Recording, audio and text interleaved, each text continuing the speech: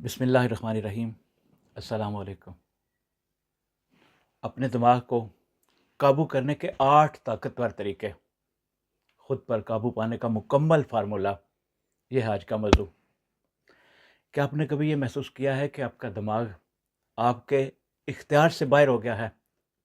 وہی خیالات مسلسل لوٹ رہے ہیں، فیصلے کرنا مشکل ہو گیا ہے اور جذبات بے قابو ہو رہے ہیں۔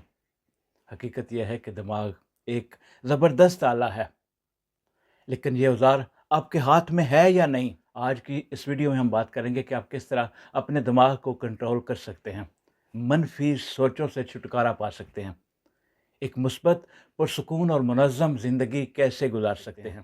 نمبر 1، خود آگاہی پیدا کریں۔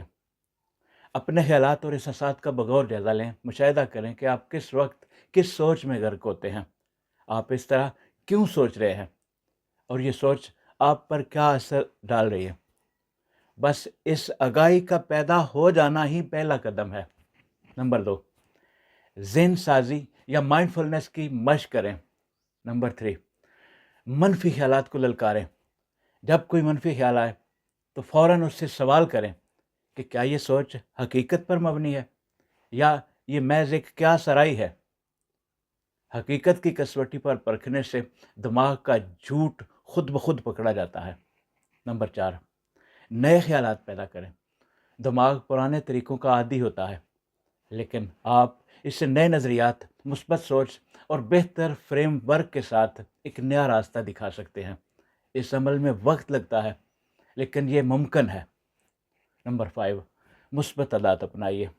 روزمرہ کی عادات دراصل دماغ کی تربیت ہوتی ہے۔